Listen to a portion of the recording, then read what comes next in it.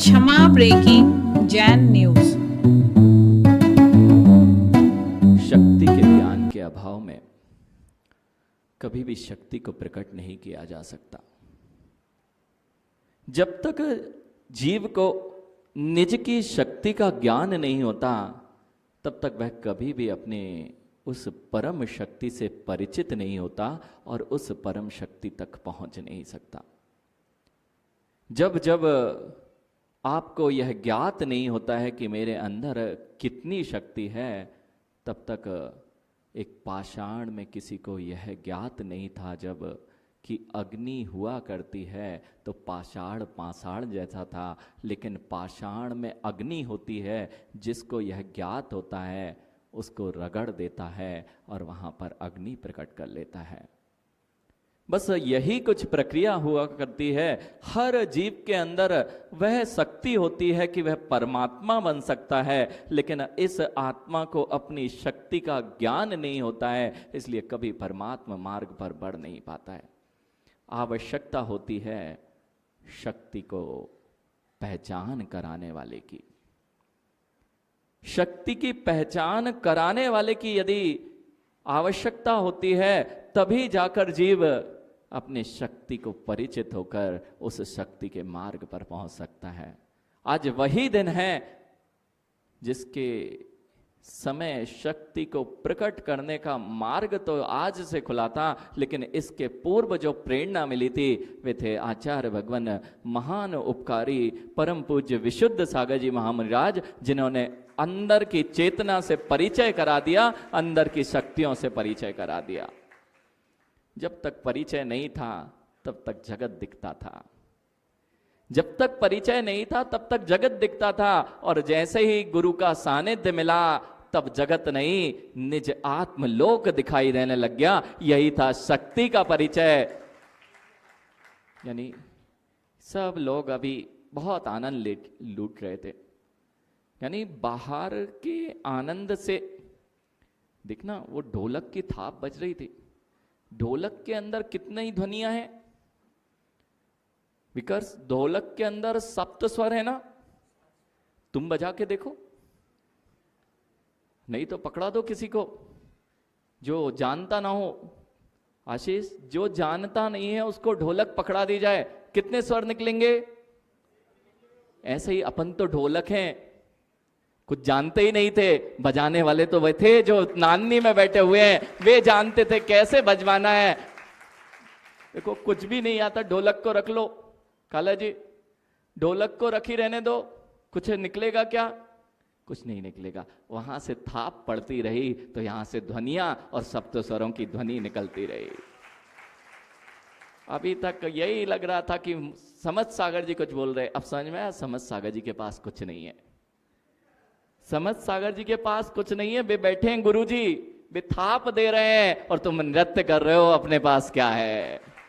बाबा लाल जी, सत्य है, गुरु की वही थाप मिट्टी पर पड़े तो मिट्टी को कलश बना देती है। वही थाप एक सामान्य व्यक्ति पर पड़ जाती है तो वही जीव उनके थाप से अपने परमात्म मार्ग की ओर अग्रसर हो जाता है। आज ऐसे ही कुछ हुआ था। कुछ नहीं है ज्ञानी, अपने पास कुछ था ही नहीं। अभी अभी आपने सब देखा, ये सब कुछ नहीं था, ये सब कुछ नहीं था, ऐसा सबके पास है, लेकिन सबको अपनी अंतरंग की वह ध्वनियां सुनाई नहीं दे रही हैं। बस आचार्य भगवान का वह परम उपकार कि उन्होंने कहा, बेटा कब तक बाहर की ध्वनियां सुनोगे रूपेश, अंतरंग की ध्वनियां सुनने लग जाओ तो बाहर की ध्वनियों का आनंद बंद हो जाए। आज ये परम उपकार का दिन, परम उपकार का दिन। उन गुरु का उपकार कभी नहीं भूला जा सकता जिन्होंने सबसे पहले प्रेरणा दी हो अथवा जिनका सानिध्य प्राप्त हुआ हो। ऐसे वे गुरुवर, जब ये सब कैसे हुआ, आपने ऊपर ऊपर की चीजें देख ली लेकिन अंदर की तो देखी नहीं। अंदर की तो ऐसी थी कि अंदर से गुरुजी के जो ग्रंथों को पढ़ना प्रारंभ हुआ, गुरुजी के सानिध्य और संस्कार तो बचपन से थे, और गुरुओं का सानिध्य आपने देखा, अभी सारे गुरुओं का पूर्व से ही सानिध्य रहा। वह संस्कार तो थे, लेकिन फिर भी बीज क्यों नहीं रोपित हो पा रहा? जैसे आप लोग हैं विकास, जैसे यहाँ सभी लोग दिख रहे हैं, सबके पास वही है जो हमारे पास था, लेकिन फिर भी कुछ क्या मिल गया था जिससे यह ध्वनियां निकलने लगी। यानी वह था आचार्य भगवंत के ग्रंथ का हाथ में लग जाना। बस माँ 1 महीने के लिए नियम लिया था, 1 महीने के लिए हम लिया था कि 1 पेज रोज पढ़ेंगे। आशीष जी, 1 महीने का नियम था कि 1 पेज रोज पढ़ेंगे। मिल गया था सर्वोदयी देशना आचार्य भगवान की, और उस दिन का दिन है, वो लगभग 2010 की बात होगी, जब शिखर जी से यह नियम लिखे गए थे और सामने रखा था आचार्य भगवान का ग्रंथ। बस वहाँ से यह प्रक्रिया अंतरंग की शक्ति को पहचानने की प्रारंभ हुई, और समय देशना जैसा ग्रंथ हाथ में लग गया, तब तो आनंद ही आनंद था। उस आनंद ने कहा कि कहाँ बाहर में घूम रहे हो, करोड़ों हैं, अरबों हैं, अरबों ही नहीं असंख्यात हैं, असंख्यात ही नहीं अनंतानंत जीव हैं जो यही करते करते यहीं रह गए। तुम्हें कुछ करना है तो अपने अंतरंग की शक्ति पहचानो। जब यह जान लिया तो बस इस मार्ग पर बढ़ने का भाव बना लिया। लेकिन मैंने कहा भाव बना लिया, दीक्षा ले लिया। दीक्षा लेना ज़्यादा देर नहीं लगती, दीक्षा लेने में 10-15 मिनट 1 घंटे में दीक्षा हो जाती है, लेकिन दीक्षा के भाव बनाए रखने में पूरा जीवन चाहिए होता है। और अपने को तो कुछ मेहनत ही नहीं लगी, प्रेम कुछ मेहनत नहीं लगी, अपन ने तो समर्पण कर दिया था।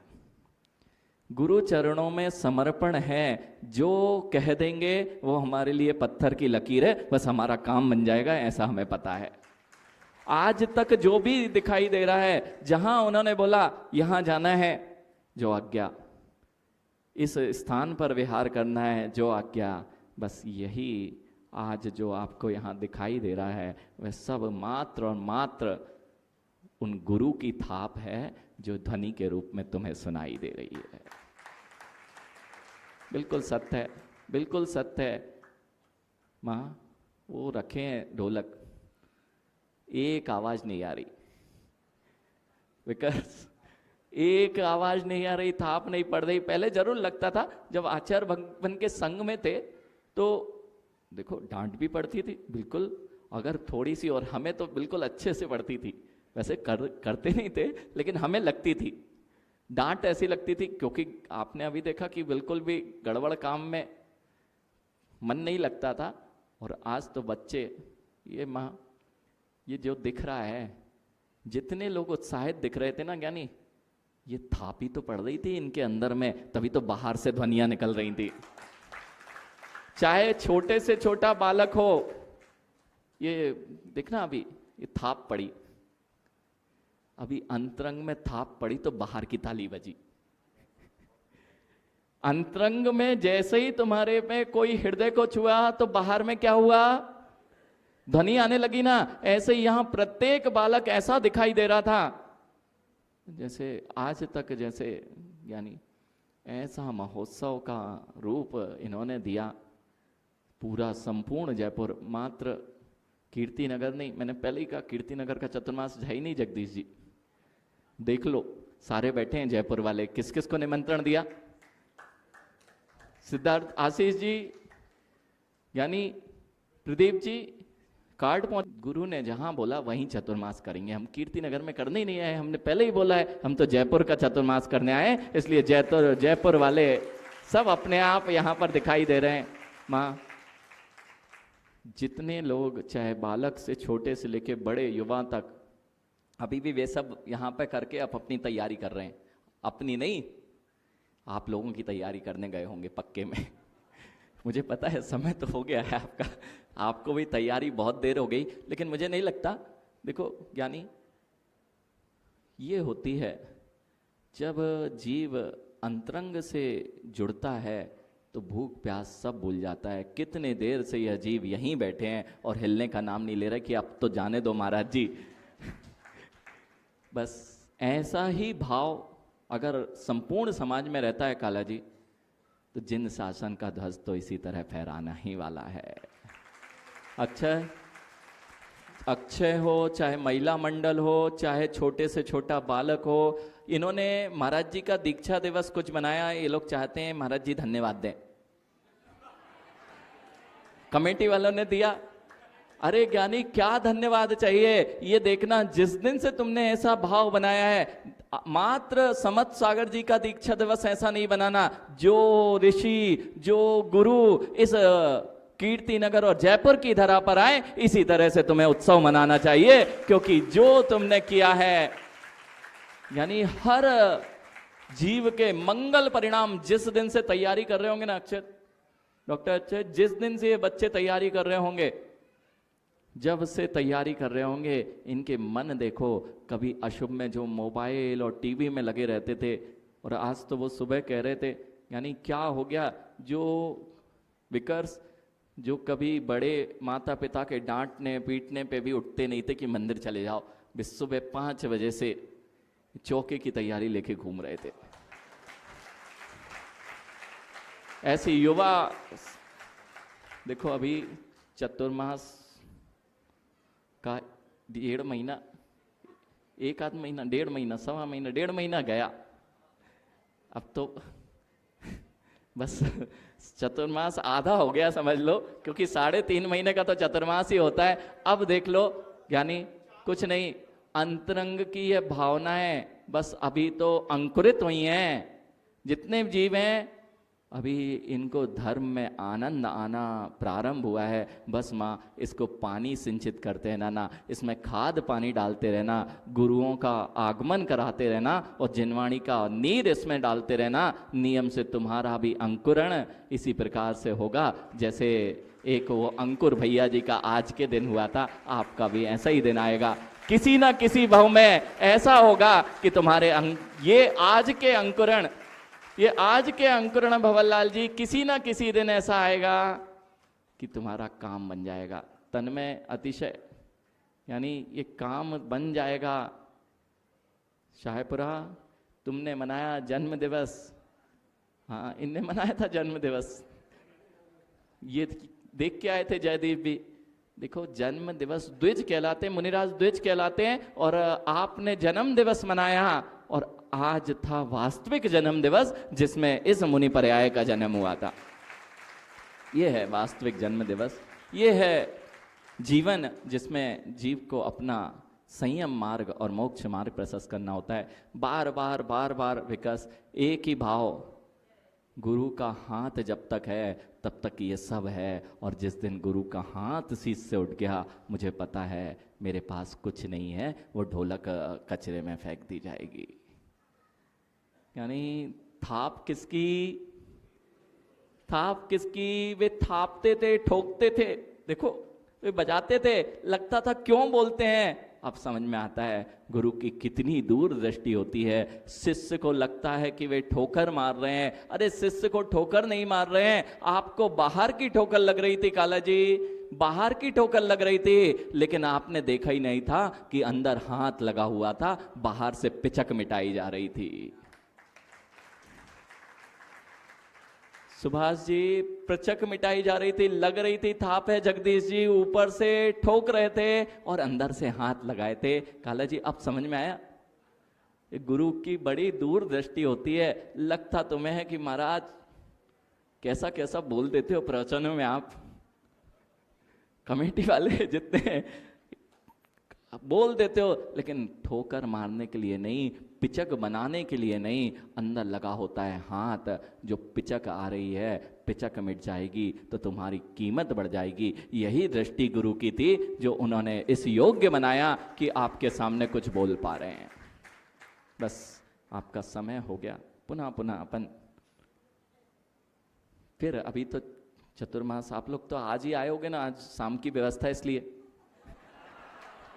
इसलिए जाने रहे तो ठीक है। ऐसे ही रोज होते हैं, रोज अपन जिनवाणी का रसास्वादन लेंगे, और गुरु महिमा के गाने के लिए तो जितने दिन आप बोलेंगे भवनलाल जी, गुरु महिमा गाने के लिए यह जिह्वा पूरे जीवन पर्यंत भी यदि गुरु की, ऐसे गुरु की जिसकी जय जयकार आज पूरा विश्व कर रहा है, ऐसे गुरु को प्राप्त करके और उनके हाथ से आज दीक्षित होके मानो अपना नर जन्म नहीं अनेकों भवों का कोई पुण्य था जो ऐसे महानतम आचार्य भगवंत के कर कमलों से दीक्षा का सौभाग्य प्राप्त हुआ है। और आपको लग जरूर रहा है ये समझ सागर जी के जयकारे लग रहे हैं, बिल्कुल नहीं, ये सील सागर जी की देन है जो समझ सागर जी जयपुर में है। अगर ये हमारे साथ नहीं होते तो आचार्य जी कैसे भेजते? इसलिए सील सागर जी को कहा कि आपको किसके साथ जाना है? समझ सागर जी, नहीं तो अकेले समझ सागर जी को भेज ही नहीं, मिलता ही नहीं कुछ। इसलिए किसकी देन है? सील सागर जी की देन है। और फिर भी आपको अगर नवनीत ये लग रहा हो कि कुछ समझ सागर जी को आता हो तो मैं पिनरा कह दूं अभी मुझे कुछ नहीं आता, मेरे ज्येष्ठ भ्राता बहुत सारे हैं। अपना नंबर तो 24वां था, 24वां था, सबसे 24वें नंबर के दीक्षित थे। और उसके बाद फिर से लाइन है तो ये महाराज जी 59वें हैं, तो अपन बीच के थे। देख लो 24 और लगभग उतनी ही संख्या इधर है, अपन तो बीच में बैठे रहो। तो जैसे है ना, कहते हैं ना सबके साथ में बहुत सारे हीरों के साथ कांच भी बिक जाता है, तो अपनी कीमत तो कांच जैसी है और हीरे तो ये सब अभी देखे ही नहीं है आपने, कुछ को ही मिले। अभी देखो सबसे बाद वाला हीरा समझ में आ रहा है कि नहीं? उन्होंने हमें इतना बोलना पड़ता है, वे 5 लाइनों में सब कुछ बोल डालते हैं। इसलिए और हमारे गुरु भाई जिनकी हमारे साथ में दीक्षा हुई थी वे सब एक से एक हैं, चाहे सरवार सागर जी हो। आपको लग रहा है सरवार सागर जी यहाँ नहीं है, यानी उनके भाई वे विकर्स, आप देख रहे हो विकर्स को ऐसी स्थिति में देख रहे हो कि वो आपको इतना आनंद दिला रहा है। तो जो विकर्स के भैया ही है ना, चाचा विकर्स के चाचा ही हैं सरवार सागर जी, जो हमारे ग्रुप के सबसे बड़े थे। जब नमूने थोड़ा सा परखी से पारख हो जाता है, जब ये ऐसे हैं तो सरवार सागर जी कैसे होंगे ये भी तो आपको जानना चाहिए, वे कितने महान होंगे। उसके साथ सौम्य सागर जी हैं, साम्य सागर जी हैं। साम्य सागर जी महाराज वे संस्कृत के निष्णात विद्वान, अनेक कृतियां संस्कृत में, बहुत कम उम्र में दीक्षा और संस्कृत के बहुत अच्छे विद्वान। और सहज सागर जी जो अभी आदित्य सागर जी महाराज जी के साथ में, जब उनसे मिलोगे ना तो आप जरूर बोलते हो सरलतम है सहजतम है। अगर देखना है सरलता और सहजता तो जाके देखो आदित्य सागर जी महाराज जी के पास में, जो हमारे ज्येष्ठ भ्राता हैं सहज सागर जी, उनकी कितनी सरलता और सहजता है। इसलिए सभी मुनिराजों को जो जो हमारे साथ में दीक्षित हुए, उन सभी मुनिराजों के लिए मेरा बारंबार नमोस्तु है। हे भगवान, आपका सानिध्य जिस प्रकार दीक्षा में और दीक्षा के पूर्व से प्राप्त हो रहा है, ऐसे ही एक दिन, मात्र वो नहीं, ध्यान रखना जितने लोग यहाँ बैठे ना विकर्स, ये एक दिन हम सभी किसी न किसी समोसरण में बैठेंगे और आनंद लेंगे। और एक दिन ऐसा आएगा, अरे समोसरण में ही क्यों बैठेंगे, एक दिन ऐसा आएगा जितने यहाँ जीव प्रशस्त भावों से इस अनुमोदना को कर रहे हैं विकर्स, नियम से एक दिन ऐसा आएगा ये सब के सब सिद्ध शिला में एक साथ बैठेंगे। बस भावों को बनाएं, नहीं तो समय हो गया है। भावों को ना बिगाड़ें, भावों को ना बिगाड़ें। हाँ, अपना समय बहुत बढ़िया, ठीक है। सभी को मंगल आशीष है, छोटे से लेके बड़े तक, जितने भी ये श्रुत संवर्धक समूह वाले हैं, ये सब जो बच्चे दिख रहे हैं, वो आदित्य जोशी जी, ये सब दिख रहे हैं, वो ऊपर वहाँ काम दिख रहे थे, बहुत बड़ी टीम काम कर रही थी। ये सब को मंगल आशीर्वाद है। मेरे इस निमित्त से मत करना, अपने पुण्य और शुभ भावों के निमित्त से इसी तरह जिन शासन की प्रभावना हमेशा करते रहना। कई लोग कहते हैं, यानी कई लोग कहते हैं महाराज जी ऐसा कभी नहीं हुआ। मैंने कहा अब हमेशा ऐसा ही होगा।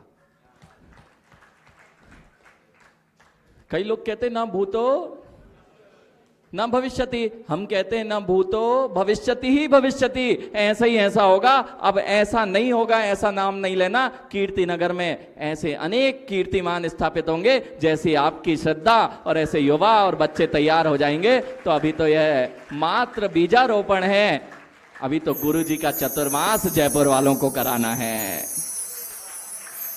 कुछ लोगों को कराना है, सबको नहीं कराना ज्ञानी। सबने तो भूख लगी है तो ताली नहीं बज रही है। जयपुर में चतुर्मास आचार्य भगवान का नहीं कराना है क्या? तो ऐसे ठंडे ठंडे में जयपुर का चतुर्मास मिलने वाला है क्या?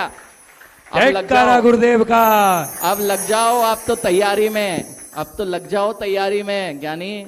अभी तो देख लो ये सब जुड़े हैं, और जयपुर की तरफ जिस दिन गुरुजी के चरण पड़ गए ना, तो फिर देखना क्या आनंद होता है। उनकी बजी ध्वनि का ही इतना आनंद ले रहे हो, तो वो सामने खड़े होंगे तो क्या आनंद आएगा। ठीक है, इसलिए सबको मंगल आशीर्वाद है। पुनः अपन चर्चा करेंगे। बोलिए महावीर भगवान की। यहाँ के जो